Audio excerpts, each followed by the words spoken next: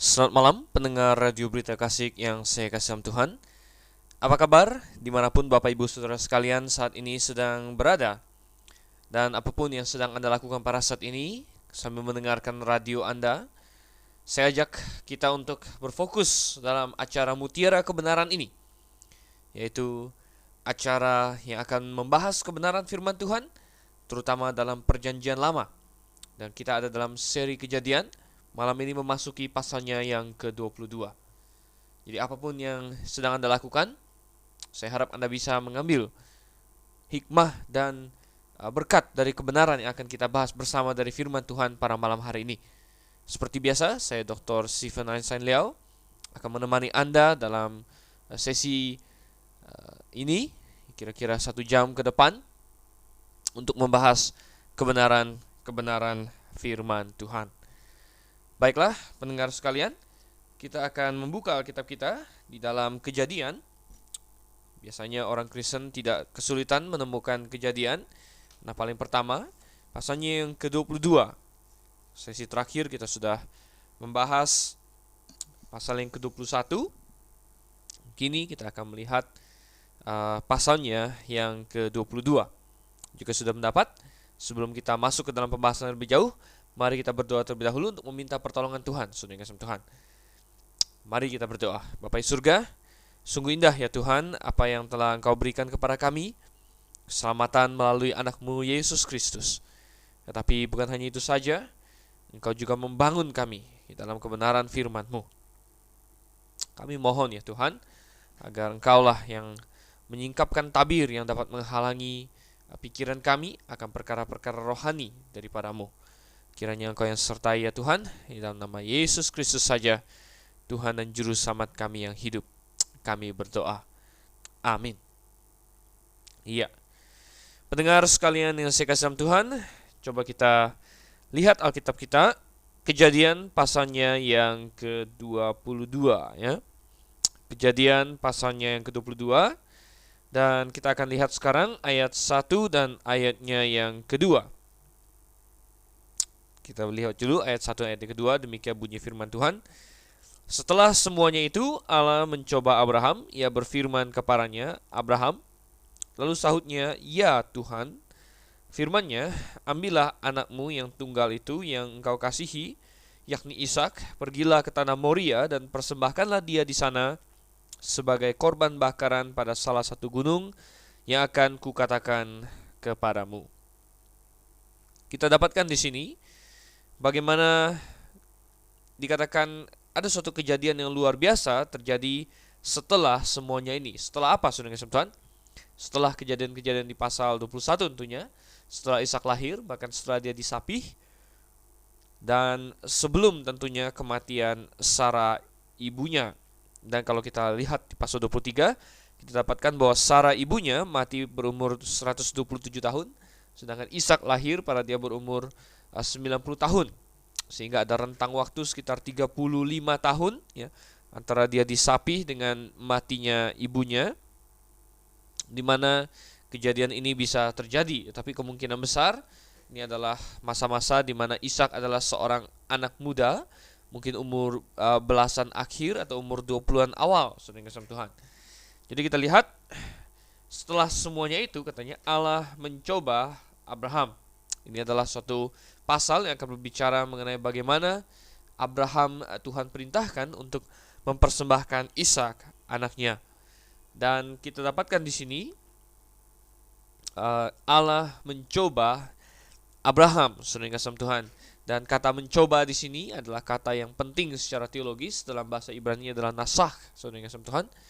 Dan kata nasah ini atau yang akhirnya menjadi nisah ya dalam bentuk PL, bagi Anda yang belajar Ibrani, nisah ya, itu memang memiliki dua pengertian. Bisa memiliki pengertian mencobai, bisa juga memiliki pengertian menguji, saudara Tuhan. Dan kedua hal ini sebenarnya mirip-mirip antara menguji dengan mencobai, saudara Tuhan. Dan sebenarnya di sini bahasa Indonesia harusnya menerjemahkan dengan menguji. Ya, karena apa? Mencobai adalah sama dengan menguji, hanya saja kalau mencobai dengan maksud jahat ya. Dan Tuhan tidak pernah mencobai siapapun dengan maksud jahat. Itu yang kita dapatkan dalam Yakobus pasal yang pertama. Coba kita buka Yakobus pasalnya yang pertama, ayatnya yang ke-13. Di situ dikatakan, apabila seorang dicobai, janganlah ia berkata pencobaan ini datang dari Allah, sebab Allah tidak dapat dicobai oleh yang jahat dan ia sendiri tidak mencobai siapapun. Banyak orang yang salah tanggap mengapa dikatakan Allah tidak mencobai siapapun, sedangkan di dalam Kejadian 22 di sini dikatakan bahwa Allah mencoba Abraham, saudara yang kasih Tuhan. Ya, Anda tidak perlu menyalahkan Alkitab terlebih dahulu. Ini adalah karena kata nisa yang dipakai untuk kata mencobai di sini bisa memiliki dua pengertian, menguji atau mencobai. Dan Allah tidak pernah mencobai siapapun, yaitu mencobai dengan maksud jahat. Tetapi Allah ada menguji, saudara kasih Tuhan. Ada beda antara menguji dengan mencobai. Ya. Ketika seorang penjahat ya mencobai seorang polisi, ya, maka dia berharap bahwa polisi itu gagal. Tetapi ketika instruktur polisi tersebut ya sedang menguji polisi tersebut di dalam suatu tugas, maka harapan dari sang komandan adalah agar dia lulus, dia berhasil. Jadi ada perbedaan, saudara kasih Tuhan. Dan seringkali seseorang menguji sesuatu itu bukan untuk kepentingan dia sendiri, tetapi untuk kepentingan orang lain, saudara kasih Tuhan. Seperti Allah menguji Abraham di sini, bukan karena Allah tidak tahu, saudara kasih Tuhan, apa yang akan dilakukan oleh Abraham. Bukan berarti Allah tidak tahu hati Abraham, tetapi Allah menguji supaya orang lain tahu. Bahkan supaya Abraham sendiri tahu, supaya mungkin keluarganya tahu, supaya dunia tahu, dan bahkan supaya kita tahu dan bisa mengambil pelajaran dari dalamnya. Jadi dikatakan bahwa Allah mencoba Abraham, katanya. Ia berfirman kepadanya, Abraham, lalu sautnya, ya Tuhan.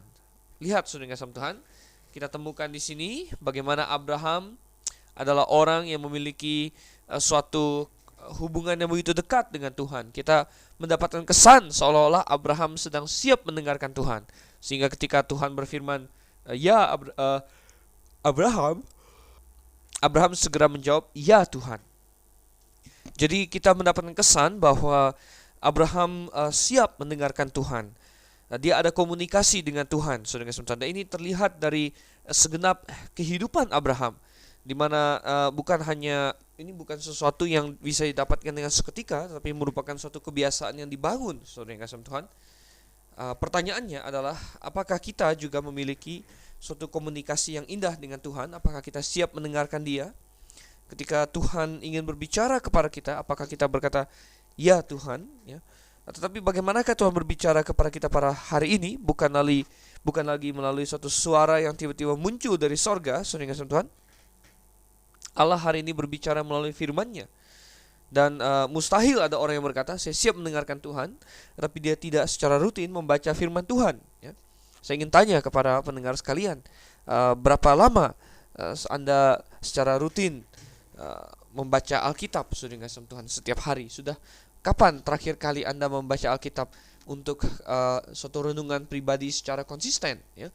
Terlalu banyak orang Kristen Alkitabnya itu dijadikan semacam barang keramat, saudara kasih Tuhan. Padahal Tuhan tidak pernah memaksudkannya begitu. Ya, banyak orang Kristen yang Alkitabnya disimpan dalam lemari kaca yang dibiarkan berdebu, saudara kasih Tuhan, istilahnya. Ini hanya sedikit hiperbol, tetapi bagaikan banyak orang Kristen yang benar-benar sama sekali tidak membaca Alkitabnya.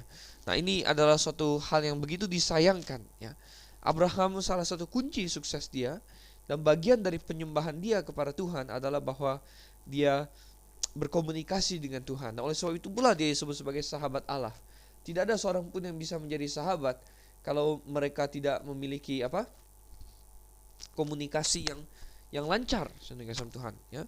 Dan kita dapatkan bahwa komunikasi merupakan hal yang begitu penting. Dan oleh sebab itu Tuhan menyuruh kita untuk berdoa, bertekun dalam doa dan dalam kebenaran firman Tuhan. Coba kita lanjutkan lagi. Kita temukan bahwa ketika Abraham merespon kepada Tuhan, kita dapatkan bahwa Tuhan di sini meminta Abraham untuk melakukan sesuatu yang luar biasa sekali.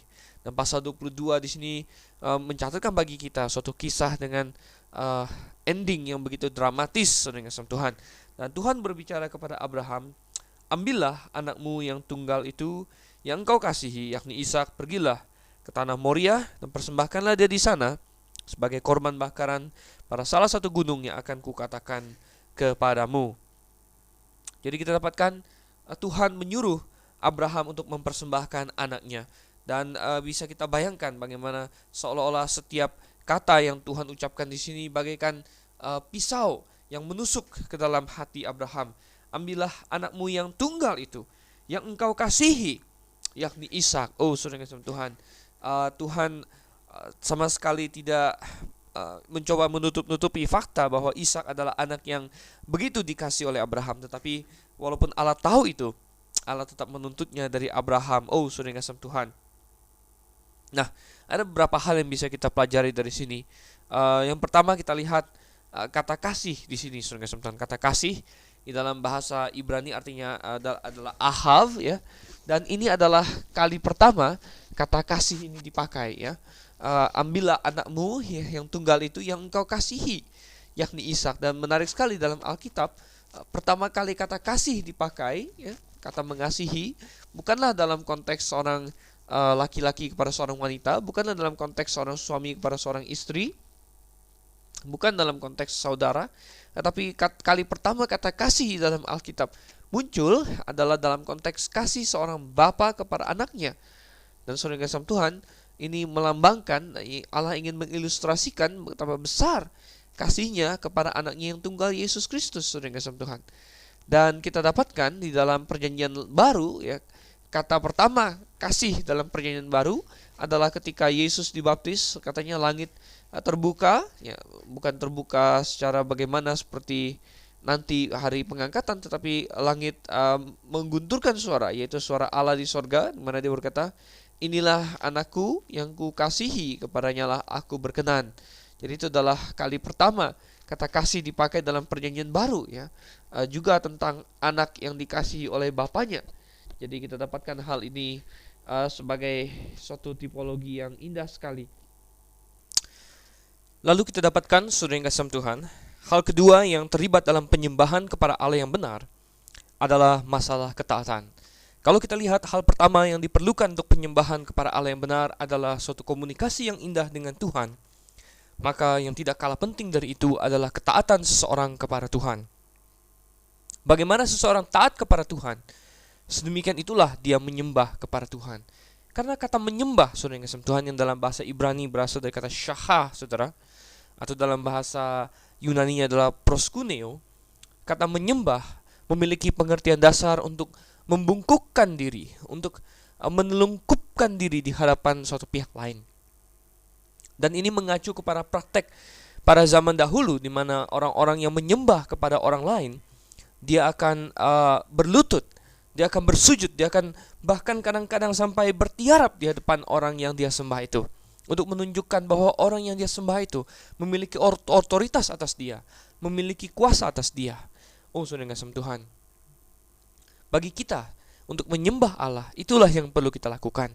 Yang saya maksudkan bukanlah bahwa kita setiap hari harus sujud secara badani kepada ke arah tertentu atau kepada objek tertentu, bukan, saudara yang kasih Tuhan. Tetapi kita harus menelungkupkan, berlutut dalam hati kita, yaitu apa? Kehendak kita taruh di bawah kaki Tuhan kita, saudara yang kasih Tuhan. Jikalau kita menyembah Allah, maka kehendak kita persembahkan, kita taruh di bawah kaki Tuhan. Dan inilah yang disebut dengan ketaatan, saudara yang kasih Tuhan, di mana apa yang menjadi kehendak Allah menjadi sesuatu yang melebihi kehendak kita sendiri. Sehingga walaupun misalnya kita ingin melakukan satu hal, tetapi kalau Allah menyuruh kita melakukan hal yang lain, maka kita lebih menuruti apa yang Tuhan inginkan. Oh, saudara yang kasih Tuhan, dalam hal inilah Abraham diuji pada waktu itu. Apakah dia mau taat kepada Allah lebih daripada keinginan dia yang paling mendalam? Oh, saudara, sebagai seorang bapa, tentunya hal yang paling sulit dilakukan adalah mengorbankan anaknya sendiri. Kalau Abraham disuruh untuk mengorbankan dirinya sendiri, saya yakin itu bukan suatu tugas yang berat bagi dirinya. Kalau Allah meminta, Abraham, tolong kau persembahkan dirimu sendiri untuk aku, saya yakin Abraham dengan senang akan melakukannya. Tapi saudara yang kasih Tuhan, apa yang Tuhan minta adalah anaknya. Dan bagi seorang bapa, anak adalah sesuatu yang lebih berharga bahkan dari nyawanya sendiri. Itulah sebabnya, saudara yang kasih Tuhan, Tuhan ketika dia di dalam kekekalan berpikir tentang bagaimana cara dia ingin menyatakan diri kepada manusia, dia memilih istilah Allah Bapa dan Allah Anak, saudara yang kasih Tuhan. Ada Bapa dan ada Anak. Nah, banyak orang tersandung dalam hal ini. Mereka bertanya, mengapa ada Allah kok ada Bapa, ada Anak? Apakah Allah beranak? Oh, tentu tidak, saudara yang kasih Tuhan. Allah tidak beranak. Tetapi istilah Allah Bapa dan Allah Anak adalah posisi saja. Posisi yang diambil oleh ketiga pribadi Allah. Ada Bapa, ada Anak, dan ada Roh Kudus. Dan posisi ini diambil untuk menggambarkan kepada manusia hubungan yang begitu dekat antara Bapa dengan Anak. Dan juga untuk menggambarkan kepada manusia pengorbanan yang begitu besar yang dilakukan oleh Allah Bapa ketika dia mengorbankan anaknya Yesus Kristus untuk mati bagi kita. Tapi saudara yang kasih Tuhan, yang kita dapatkan di sini kita kembali ke dalam Kejadian pasalnya yang ke-22, di mana kita sedang berbicara mengenai pengorbanan Ishak oleh Abraham. Abraham dituntut untuk taat, saudara yang kasih Tuhan. Dan apa yang dia lakukan? Coba kita baca dari ayat yang ke-3 sampai ayatnya yang ke-8. Kejadian 22 ayat 3 sampai yang ke-8. Keesokan harinya pagi-pagi bangunlah Abraham. Ia memasang pelana keledainya dan memanggil 2 orang bujangnya beserta Ishak anaknya. Ia membelah juga kayu untuk korban bakaran itu. Lalu berangkatlah ia dan pergi ke tempat yang dikatakan Allah kepadanya. Ketika pada hari ketiga Abraham melayangkan pandangnya, kelihatanlah kepadanya tempat itu dari jauh. Kata Abraham kepada kedua bujangnya itu, tinggallah kamu di sini dengan keledai ini. Aku beserta anak ini akan pergi ke sana.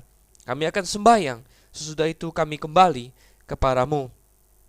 Lalu Abraham mengambil kayu untuk korban bakaran itu dan memikulkannya ke atas bahu Ishak anaknya, sedang di tangannya dibawanya api dan pisau. Demikianlah keduanya berjalan bersama-sama. Lalu berkatalah Ishak kepada Abraham ayahnya, Bapa, sahut Abraham, ya anakku. Bertanyalah ia, di sini sudah ada api dan kayu, tetapi di manakah anak domba untuk korban bakaran itu? Sahut Abraham, Allah yang akan menyediakan anak domba untuk korban bakaran baginya anakku. Demikianlah keduanya berjalan bersama-sama. Indah sekali yang kita dapatkan di ayat-ayat ini, di mana ketika Allah memberikan suatu perintah kepada Abraham, kita tidak melihat adanya suatu penundaan dari pihak Abraham. Di ayat yang ketiga dikatakan, keesokan harinya pagi-pagi, bangunlah Abraham. Ketika dia mendengarkan perintah yang diberikan oleh Tuhan kepadanya, ia segera bersiap untuk melakukannya. Oh, ini adalah suatu sikap yang perlu kita contoh, saudara yang kasih Tuhan. Terlalu banyak orang menunda-nunda, terlalu banyak orang merasa berat hati untuk melakukan apa yang Tuhan tuntut daripadanya. Dan akhirnya mereka menundanya, dan seringkali, saudara yang kasih Tuhan, akhirnya tidak jadi melakukannya. Ada suatu pepatah yang berkata bahwa down the road of tomorrow into the house of never. Artinya kita berjalan di jalan esok sampai kepada rumah tidak pernah. Artinya, kalau orang selalu menunda-nunda sesuatu, mungkin dia bilang besok lagi, maka saudara yang kasih Tuhan, ujung-ujungnya mungkin dia tidak akan pernah melakukannya. Ada suatu perkataan lagi yang sangat indah bagi saya, yaitu bahwa ketaatan yang tertunda adalah ketidaktaatan. Ketaatan yang tertunda adalah ketidaktaatan, saudara yang kasih Tuhan. Ya, kalau kita ingin taat sepenuhnya kepada Tuhan, maka bukan saja kita melakukannya, tetapi kita melakukannya tanpa menunda-nunda, tanpa kita mengulur-ngulur waktu. Itulah ketaatan yang sejati. Abraham merupakan contoh yang luar biasa. Saya tidak yakin Abraham bisa tidur pada malam hari itu. Mungkin dia terbaring di kamarnya. Mungkin dia tidak memberitahu Sarah akan apa yang baru saja dia dengar dari Tuhan. Mungkin Sarah tidak akan bisa terima kalau Ishak dipersembahkan. Oleh karena itu saya bisa memiliki suatu gambaran walaupun Alkitab tidak memberitahu. Tapi kalau kita rekonstruksi kejadiannya, saudara yang kasih Tuhan, ketika Abraham selesai mendapatkan perintah itu, pasti galau sekali pikirannya. Pasti dia bertanya-tanya. Tetapi satu hal yang menonjol bahwa imannya tetap. Dia percaya kepada Tuhan. Tidak satu kali pun dia meragukan bahwa semuanya akan berakhir dengan indah, saudara yang kasih Tuhan. Dia tidak beritahukan Sarah, saya rasa, karena mungkin ya bagi seorang ibu akan sulit sekali untuk melepaskan anaknya untuk dipersembahkan. Tetapi saudara yang kasih Tuhan, keesokan paginya, mungkin setelah suatu malam yang penuh dengan pergumulan, Abraham bangkit dan imannya kuat, saudara yang kasih Tuhan. Dia memasang pelana dan dia mulai, saudara yang kasih Tuhan, untuk berangkat bersama dengan Ishak anaknya. Pertanyaannya adalah, apakah kita juga rela untuk taat seperti Abraham, saudara yang kasih Tuhan? Apakah kita juga taat? Apakah kita juga menunjukkan bahwa kita berlutut, ya, kehendak kita berlutut di hadapan kehendak Tuhan? Mungkin Anda ingin melakukan satu hal, tetapi firman Tuhan mengatakan tidak boleh. Maukah Anda taat, saudara yang kasih Tuhan? Mungkin orang-orang sekitar Anda membujuk Anda, memaksa Anda, mendorong Anda untuk melakukan satu hal, tetapi Alkitab mengatakan jangan. Yang mana yang mau Anda taati, saudara yang kasih Tuhan? Kalau kita mau menyembah kepada Tuhan, maka apa yang harus kita lakukan? Kehendak kita taruh, kita persembahkan, kita telungkupkan di hadapan Tuhan, sehingga kita mentaati Dia, saudara yang kasih Tuhan. Mungkin ada kebiasaan-kebiasaan kita, mungkin ada kesukaan-kesukaan kita yang sangat kita gemari, tetapi yang ketika kita temukan bahwa itu semua bertentangan dengan firman Tuhan, mungkin gaya berpakaian kita yang dahulu sebelum kita diselamatkan, kita gaya berpakaian yang sangat duniawi, kita suka itu. Maukah kita melepaskannya? Mungkin ada tontonan-tontonan tertentu yang kita sukai sebelum kita diselamatkan. Maukah kita melepaskannya setelah kita mengenal firman Tuhan? Maukah kita taat lebih daripada menyenangkan daging kita sendiri? Saudara yang kasih Tuhan, kalau Abraham ingin tidak taat, dialah orang yang paling memiliki alasan. Dia bisa berkata, saya tidak bisa. Dia bisa memberikan segudang alasan. Tetapi kita lihat dia memberikan contoh kepada kita. Dia taat, dia berangkat bersama dengan Ishak anaknya dan juga 2 orang bujangnya untuk menuju ke tanah Moria, saudara yang kasih Tuhan. Dan tanah Moria ini sebenarnya dekat dengan Yerusalem, saudara yang kasih Tuhan. Dan dari jauh katanya mereka akhirnya melihat tempat itu. Dan akhirnya Abraham menyuruh kedua bujangnya untuk tinggal di situ. Dia berkata, tinggallah kamu di sini dengan keledai ini, aku beserta anak ini akan pergi ke sana. Kami akan sembahyang, sesudah itu kami kembali kepadamu. Apa yang Abraham lakukan di sini adalah suatu langkah yang penuh dengan iman. Dia berkata kepada kedua bujangnya, coba kamu tinggal di sini, kami akan pergi ke sana, kami akan sembahyang.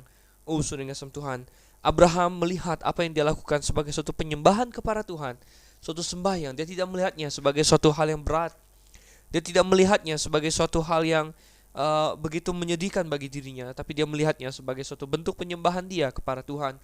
Bentuk di mana dia mempersembahkan apa yang paling dekat dengan dirinya, apa yang paling dia pegang dengan sungguh erat, yaitu Ishak anaknya yang tunggal. Dia persembahkan kepada Tuhan. Dan saudara yang kasih Tuhan, satu hal yang menarik sekali adalah dia berkata di frase berikutnya, kami akan kembali kepadamu. Walaupun Abraham sudah bersiap-siap untuk mempersembahkan Ishak anaknya, tetapi rupanya dia memiliki suatu keyakinan bahwa mereka berdua akan kembali lagi. Sehingga dia berkata, kami kembali kepadamu. Kami kembali kepadamu, saudara yang kasih Tuhan. Hal ini menunjukkan iman Abraham, saudara yang kasih Tuhan, bahwa Allah tentu tidak akan membiarkan Ishak mati terbunuh. Coba kita buka di dalam Ibrani pasalnya yang ke-11. Kita buka Ibrani pasal yang ke-11 dan coba kita lihat ayatnya yang ke-18 dan yang ke-19 ya. Atau kita mulai dari ayat 17 saja. Ibrani 11 ayat 17 dikatakan, karena iman maka Abraham tatkala ia dicobai mempersembahkan Ishak, ia yang telah menerima janji itu rela mempersembahkan anaknya yang tunggal, walaupun kepadanya telah dikatakan, keturunan yang berasal dari Ishaklah yang akan disebut keturunanmu. Karena ia berpikir bahwa Allah berkuasa membangkitkan orang-orang sekalipun dari antara orang mati, dan dari sana ia seakan-akan telah menerimanya kembali. Saudara yang kasih Tuhan, kita lihat di sini bahwa pemikiran Abraham adalah pemikiran yang penuh dengan iman, dengan suatu keyakinan. Bahkan dia sudah berpikir dia akan membunuh Ishak, saudara. Tetapi dia berkata di ayatnya yang kelima ini, kami akan kembali kepadamu. Dan kita mendapatkan dalam Ibrani penjelasan bahwa Abraham berpikir, kalaupun dia sesudah membunuh Ishak, Allah akan membangkitkan dia kembali dari antara orang mati. Saudara, ini adalah suatu iman yang luar biasa.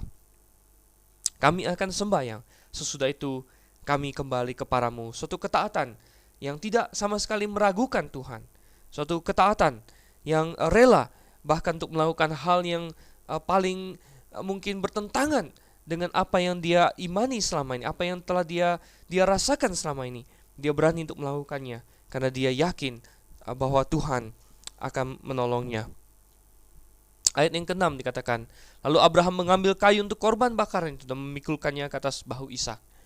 Dia bersiap-siap untuk mempersembahkan Ishak. Dan ini membawa kita kepada poin yang selanjutnya, saudara, yaitu bahwa dalam penyembahan kita kepada Tuhan bukan saja harus ada suatu komunikasi, bukan saja harus ada ketaatan, tetapi seringkali ketaatan itu membawa kepada suatu pengorbanan. Abraham mengambil kayu untuk korban bakaran itu. Tuhan menyuruh untuk mempersembahkan Ishak sebagai korban bakaran. Saudara yang kasih Tuhan, memang seringkali di dalam penyembahan kita kepada Tuhan diperlukan suatu pengorbanan. Daud pernah berkata ketika tulah sedang menimpa negeri Israel karena dia melakukan sensus, saudara yang kasih Tuhan, dan kemudian akhirnya Tuhan menghentikan tulah itu dan Daud pergi untuk mempersembahkan suatu persembahan untuk menenangkan tulah yang telah terjadi, saudara. Coba kita buka dalam 2 Samuel pasal yang ke-24. Apa yang Daud katakan di situ? Ya, ketika dia ingin membuat suatu mezbah di sana, dan mezbah itu sebenarnya tempat itu adalah milik Arauna, ya. Dan Arauna ingin memberikannya kepada Raja Daud, tapi Daud berkata, coba kita lihat di ayat ke-21 dari 2 Samuel 24. Bertanyalah Arauna, mengapa tuanku raja datang kepada hambanya ini? Jawab Daud, untuk membeli tempat pengirikan ini dari paramu, dengan maksud mendirikan mezbah bagi Tuhan, supaya tulah ini berhenti menimpa rakyat. Lalu berkatalah Arauna kepada Daud, baiklah tuanku raja mengambilnya dan mempersembahkan apa yang dipandangnya baik. Lihatlah, itu ada lembu-lembu untuk korban bakaran dan eretan-eretan pengirik, dan alat perkakas lembu untuk kayu bakar. Semuanya ini, ya raja, diberikan Arauna kepada raja. Arauna berkata pula kepada raja, kiranya Tuhan Allahmu berkenan kepadamu. Perhatikan ayat 24. Daud berkata di sini, tetapi berkatalah raja kepada Arauna, bukan begitu, melainkan aku mau membelinya daripadamu dengan membayar harganya. Sebab aku tidak mau mempersembahkan kepada Tuhan Allahku korban bakaran dengan tidak membayar apa-apa. Saudara, Daud juga memiliki suatu konsep bahwa ketika dia mempersembahkan sesuatu kepada Tuhan, maka itu benar-benar suatu persembahan di mana dia mengorbankan sesuatu. Dia datang kepada Tuhan dengan sesuatu. Saudara, di dalam kita menyembah Tuhan seringkali harus ada pengorbanan, saudara yang kasih Tuhan. Kadang-kadang diperlukan yang paling pertama sekali pengorbanan itu adalah pengorbanan kesombongan kita. Sebelum seseorang percaya kepada Yesus Kristus, maka dia harus bisa menekan harga dirinya. Dia harus bisa mengorbankan harga dirinya di atas altar, di bawah salib Yesus Kristus. Mengapa, saudara yang kasih Tuhan? Karena dia harus mengaku dirinya sebagai orang yang berdosa. Dia harus berkata, ya Tuhan, saya salah dan Engkau yang benar. Dia harus bisa menekan, karena manusia paling suka untuk cinta kepada dirinya sendiri. Manusia secara alami tidak mau mengakui kesalahannya. Ketika Adam dikonfrontasi oleh Tuhan, ketika dia jatuh dalam dosa, dia berkata, perempuan yang Engkau berikan kepadaku, dialah yang memberikannya kepadaku. Dan itu, perkataan itu sebenarnya ujung-ujungnya menyalahkan Tuhan, ya. Kemudian perempuan Hawa juga menyalahkan ular, saudara yang kasih Tuhan. Manusia tidak suka untuk mengakui kesalahannya. Tetapi saudara yang kasih Tuhan, bagi orang yang ingin diselamatkan, nomor satu terlebih dahulu tentunya dia harus mengatasi ego diri kita masing-masing, egonya masing-masing, kesombongannya. Nah, itu hal pertama yang harus dikorbankan, saudara yang kasih Tuhan. Ada banyak lagi hal yang perlu dikorbankan ketika kita datang ingin menyembah kepada Tuhan. Saya katakan seringkali kita harus berkorban dalam hal materi, saudara yang kasih Tuhan. Orang yang sudah diselamatkan, yang mengasihi Tuhan, ya. Tuhan ingin kita mengembalikan persepuluhan. Di dalam Maleakhi, saudara yang kasih Tuhan, Tuhan berfirman kepada orang Israel, ya ujilah aku. Coba kita buka dalam Maleakhi pasalnya yang ketiga, saudara. Maleakhi pasal yang ketiga ayat yang ke-8. Bolehkah manusia menipu Allah, namun kamu menipu aku? Tetapi kamu berkata, dengan cara bagaimanakah kami menipu engkau mengenai persembahan persepuluhan dan persembahan khusus? Kamu telah kena kutuk, ya. Kamu telah kena kutuk, tapi kamu masih menipu aku, ya kamu seluruh bangsa. Saudara yang kasih Tuhan, seringkali Tuhan ingin melihat apakah kita benar-benar taat kepadanya, saudara yang kasih Tuhan. Apakah kita memperlakukan Tuhan seperti dewa Gunung Kawi, saudara? Banyak orang Kristen hari ini, saya khawatir, memperlakukan Tuhan hanya sekedar sebagai dewa pemberi berkat, saudara yang kasih Tuhan. Dipicu oleh banyaknya gereja hari ini yang ngomongnya berkat-berkat terus, saudara. Setiap kebaktian selalu menonjolkan berkat. Wah, saya pernah nonton juga di televisi ya. Banyak orang-orang yang terkenal ya, televangelis ya. Wah, janjinya muluk-muluk saudara. Kalau kita menyumbang ini, menyumbang itu ya, akan dikembalikan Tuhan berpuluh-puluh kali lipat dan lain sebagainya. Dan dengan banyaknya gereja yang bahkan kalau Anda datang kebaktiannya akan diberikan uang, diberikan Indomie dan lain sebagainya. Oh saudara, ada suatu kekhawatiran bahwa orang Kristen ya seringkali menganggap Tuhan tidak lebih dari semacam dewa gunung kawi, semacam dewa pemberi berkat, sehingga saudara bukannya mengasihi Tuhan, Tuhan justru dianggap sebagai semacam mesin pencetak uang. Dan saudara yang kasih Tuhan, ini sungguh adalah suatu hal yang menyedihkan sekali. Kebenarannya bertentangan dengan itu. Kebenarannya adalah bahwa kita ya dituntut bahkan untuk rela berkorban demi Tuhan, saudara. Kita dituntut untuk sungguh-sungguh ya rela memberikan bahkan nyawa kita kepada Tuhan. Itu yang Tuhan katakan ketika ada orang yang ingin menjadi muridnya. Yesus berkata, ya, barang siapa yang tidak, ya, barang siapa ingin menjadi muridku, dia harus menyangkal dirinya dan memikul salibnya. Apa itu memikul salib, saudara? Memikul salib pada waktu zaman dahulu, orang yang memikul salib adalah orang yang dijatuhi hukuman mati. Artinya orang yang ikut Tuhan, dia harus rela bahkan untuk kehilangan nyawanya. Yesus pernah berkata, barang siapa yang mengasihi bapaknya, ibunya, saudaranya laki-laki, saudaranya perempuan, bahkan nyawanya lebih daripadaku, ia tidak layak untuk aku. Saudara, kadang-kadang kita dituntut untuk kehilangan sanak famili kita, kehilangan harta benda kita, kehilangan bahkan nyawa kita. Tetapi saudara yang kasih Tuhan, itu semua memang tidak ada bandingannya dibandingkan dengan surga, hidup yang kekal yang menanti setiap orang yang percaya kepadanya. Mungkin ada suatu harga yang sedang terbentang di hadapan Anda untuk Anda bayar demi Tuhan pada saat ini, saudara yang kasih Tuhan. Mungkinkah itu keluarga? Ada orang-orang dari agama tertentu, saudara yang kasih Tuhan, yang kalau dia pindah percaya kepada Yesus, maka dia terancam untuk kehilangan keluarganya. Mungkin keluarganya akan mengucilkan dia, atau mungkin keluarganya lebih parah lagi, akan mencoba untuk menghabisi nyawanya. Oh saudara yang kasih Tuhan, mungkin itu Anda pada malam hari ini. Ketahuilah, ya, hidup yang kekal di dalam Yesus Kristus melebihi semua apa yang ditawarkan oleh dunia ini. Bahkan melebihi hubungan keluarga. Karena dia adalah Tuhan pencipta kita. Dan dia mampu untuk memberikan hidup yang kekal atau kematian yang kekal kepada kita. Apa yang siap untuk kita korbankan, saudara yang kasih Tuhan? Kadang-kadang kita perlu mengorbankan ya penderitaan. Kita harus menjalani penderitaan demi Tuhan, saudara yang kasih Tuhan. Coba kita buka di dalam 2 Timotius ya. 2 Timotius pasalnya yang ketiga. 2 Timotius pasal yang ketiga ayat yang ke-12. Di sini dikatakan, memang setiap orang yang mau hidup beribadah di dalam Kristus Yesus akan menderita aniaya. Setiap orang yang ingin hidup beribadah di dalam Kristus Yesus akan menderita aniaya.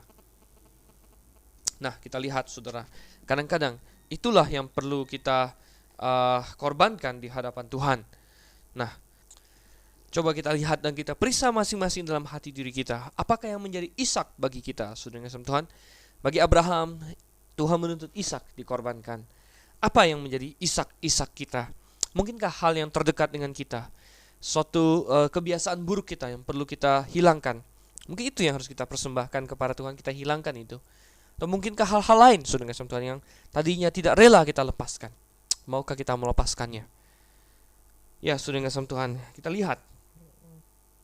Abraham mengambil kayu untuk korban bakaran itu, memikulkannya ke atas bahu Ishak anaknya, sedang di tangannya dibawanya api dan pisau. Demikianlah keduanya berjalan bersama-sama, katanya. Ayat yang ke-7, saya rasa memilukan hati Abraham, yaitu ketika Ishak bertanya, "Bapa?" Saud Abraham, "Ya anakku." Bertanyalah ia, "Di sini sudah ada api dan kayu, tetapi di manakah anak domba untuk korban bakaran itu?" Ishak bukanlah anak yang bodoh, dia juga bukan anak 4 tahun, 5 tahun. Di sini dia adalah anak yang sudah besar, saudara kasih Tuhan. Dia adalah anak yang kira-kira berumur 19-an tahun, 20-an awal mungkin, saudara kasih Tuhan. Dan dia bertanya, "Bapa, di manakah domba untuk korban itu?" Saya tidak tahu apakah hati Abraham merasa tertusuk dengan pertanyaan ini. Tetapi jawaban Abraham adalah suatu jawaban yang penuh dengan iman, di mana dia berkata, Allah yang akan menyediakan anak domba untuk korban bakaran baginya, anakku. Dan sadar atau tidak sadar, Abraham baru saja memberikan suatu pernyataan yang luar biasa, suatu pernyataan dengan kebenaran soteriologis, kebenaran keselamatan yang mendalam. Allah yang akan menyediakan anak domba untuk korban bakaran baginya. Dan sungguh itu yang Tuhan lakukan sekitar 2000 tahun kemudian dari Abraham, dan 2000 tahun sebelum zaman kita, yaitu ketika Yesus Kristus, saudara yang kasih Tuhan, tampil di Galilea dan Yohanes Pembaptis menunjuk kepadanya sambil berseru, lihatlah anak domba Allah yang menghapus dosa dunia. Kita lihat sekarang ayatnya yang ke-9 hingga ayatnya yang ke-14 dari Kejadian pasal yang ke-22. Dikatakan, sampailah mereka ke tempat yang dikatakan Allah kepadanya. Lalu Abraham mendirikan mezbah di situ, disusunnyalah kayu, diikatnya Ishak anaknya itu, dan diletakkannya di mezbah itu di atas kayu api. Sesudah itu Abraham mengulurkan tangannya lalu mengambil pisau untuk menyembelih anaknya.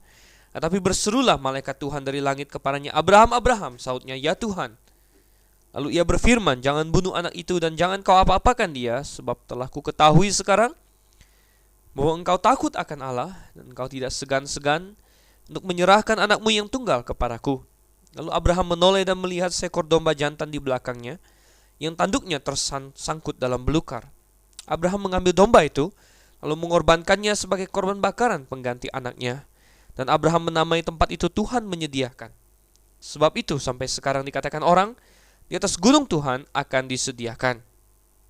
Untuk kedua kalinya berserulah malaikat Tuhan dari langit kepada Abraham, katanya, aku bersumpah demi diriku sendiri, demikianlah firman Tuhan, karena engkau telah berbuat demikian dan engkau tidak segan-segan untuk menyerahkan anakmu yang tunggal kepadaku, maka aku akan memberkati engkau berlimpah-limpah dan membuat keturunanmu sangat banyak, seperti bintang di langit dan seperti pasir di tepi laut. Dan keturunanmu itu akan menduduki kota-kota musuhnya. Oleh keturunanmu lah semua bangsa di bumi akan mendapat berkat, karena engkau mendengarkan firmanku. Kemudian kembalilah Abraham kepada kedua bujangnya, dan mereka bersama-sama berangkat ke Beersheba, dan Abraham tinggal di Beersheba. Saudara, mereka sampai ke tempat yang dikatakan Tuhan, suatu tempat di Gunung Moria dekat Yerusalem, saudara kasih Tuhan. Dan kita percaya bahwa di tempat di mana Abraham mempersembahkan atau berniat mempersembahkan Ishak, di tempat itulah, saudara kasih Tuhan, akhirnya bait Allah yang didirikan oleh Salomo berlokasi. Ya, karena Allah tidak sembarangan memilih tempat, mengapa Allah menyuruh Abraham ke sana? Jadi kita percaya bahwa Allah sudah tahu dengan kemahatauannya bahwa disitulah dia akan memerintahkan Salomo untuk membangun baitnya, sehingga di tempat di mana setiap hari ada persembahan yang naik ke hadapan Tuhan dari bangsa Israel semenjak bait itu selesai, di tempat itulah beribu-ribu tahun sebelumnya Abraham sudah pernah mempersembahkan suatu persembahan yang indah di mata Tuhan. Dan akhirnya mereka sampai di situ, kayu disusun dan Ishak diikat, saudara.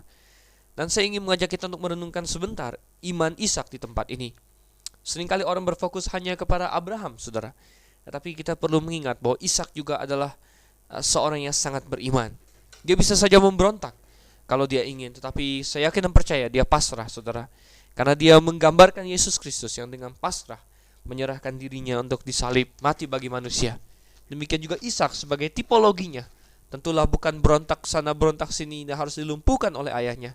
Lagi pula dia seorang muda, dia bisa saja dengan mudah lari dari ayahnya. Tetapi dia dengan rela menggambarkan Yesus Kristus yang dengan rela mati bagi segala dosa kita. Dia rela juga naik ke atas altar itu untuk dipersembahkan. Dan Abraham berniat memang untuk melakukan sepenuhnya. Dia mengangkat pisaunya, saudara kasih Tuhan. Dan dia hampir saja menyembelih anaknya sendiri. Tetapi saudara kasih Tuhan, dari sorga malaikat Tuhan menampakkan diri. Dan malaikat Tuhan di sini tidak lain adalah Yesus Kristus preinkarnasi, sebelum dia datang menjadi manusia. Dan dia menampakkan diri kepada Abraham dan berkata, jangan bunuh anak itu. Oh saudara yang kasih Tuhan, mungkin Abraham menarik nafas penuh dengan kelegaan. Dan Tuhan juga, saudara yang kasih Tuhan, dengan senang memandang dari sorga. Ada yang berkata bahwa ketika Tuhan memandang dari sorga dan melihat seorang Abraham yang berani untuk mempersembahkan anaknya, mungkin, saudara yang kasih Tuhan, setetes air mata kalau bisa kita manusiakan Tuhan, ya. Bukan maksud saya untuk kurang ajar atau kurang hormat kepada Tuhan, tapi dengan bahasa manusia, mungkin kita lihat Tuhan terharu, saudara yang kasih Tuhan, ketika melihat Abraham, sahabatnya, ingin mempersembahkan anaknya bagi Tuhan. Dan Tuhan tidak mengizinkannya, tetapi apa yang dia tidak izinkan bagi Abraham, dia izinkan bagi dirinya sendiri, yaitu ketika 2000 tahun yang akan datang, dari sejak zaman Abraham, dia menyerahkan anaknya yang tunggal. Dan kali ini bukan bohong-bohongan, saudara. Kali ini bukan hanya sampai terancam mati, tetapi sampai sungguh-sungguh mati. Apa yang dia larang Abraham lakukan, dia lakukan untuk dirinya sendiri. Dia mempersembahkan anaknya yang tunggal juga di atas kayu salib bagi kita. Dan kita bisa melihat alasan mengapa Tuhan begitu kasih kepada Abraham, di mana di sepanjang abad, saudara yang kasih Tuhan, ketika Tuhan sedang mempersiapkan diri untuk mengutus anaknya yang tunggal untuk mati bagi semua manusia, Tuhan mencari adakah manusia yang rela untuk memberikan anaknya yang tunggal baginya. Dan dia menemukan orang itu dalam diri Abraham. Sungguh suatu hal yang luar biasa. Tidak percuma Abraham ini dipanggil sebagai bapa orang beriman, dipanggil sebagai sahabat Allah, karena memang dialah orang yang dekat sekali dengan Allah. Dan kita lihat, saudara yang kasih Tuhan, Abraham tidak jadi mempersembahkan anaknya, tetapi kemudian dia melihat seekor domba jantan di belakangnya yang tanduknya tersangkut dalam belukar. Apa yang tadi dia jawab kepada Ishak terbukti benar. Allah yang akan menyediakan. Yehovah Jireh di tempat ini, saudara yang kasih Tuhan. Yehovah Jireh, Allah akan menyediakan. Saudara, apakah Anda percayakan hal itu? Apakah Anda punya iman bahwa Allah akan menyediakan? Mungkin Anda dalam situasi sulit pada hari ini. Saya tidak tahu apakah Anda dalam kesulitan ekonomi, apakah Anda dalam suatu keperluan yang mendesak. Percayalah seperti Abraham bahwa Allah akan menyediakan. Kita hanya perlu percaya dan taat kepadanya. Oh, saudara yang kasih Tuhan. Dan Abraham mengambil domba itu. Domba itu dipersembahkannya. Dan akhirnya sampai hari ini tempat itu dikenang oleh orang, saudara yang kasih Tuhan. Dan Tuhan memberkati Abraham dengan amat sangat. Saya katakan bahwa di balik semua komunikasi kita dengan Tuhan, ketaatan kita kepada Tuhan, dan pengorbanan kita kepada Tuhan, Tuhan memang akan memberkati kita. Saya tidak ingin seperti kelompok karismatik yang banyak menggombar-gemborkan, ya, berkat ini berkat itu, tapi saya tidak ingin juga untuk menyediakan pengajaran Alkitab yang mengatakan bahwa memang orang-orang yang sungguh beriman kepada Tuhan, yang taat kepadanya, akan diberkati. Itu adalah suatu kebenaran, saudara yang kasih Tuhan. Dan Tuhan berfirman di ayat yang ke-18, oleh keturunanmu lah semua bangsa di bumi akan mendapat berkat. Dan ini mengacu kepada satu keturunan yang spesifik, yaitu Yesus Kristus, yang olehnya semua bangsa di muka bumi ini mendapat berkat keselamatan, saudara yang kasih Tuhan.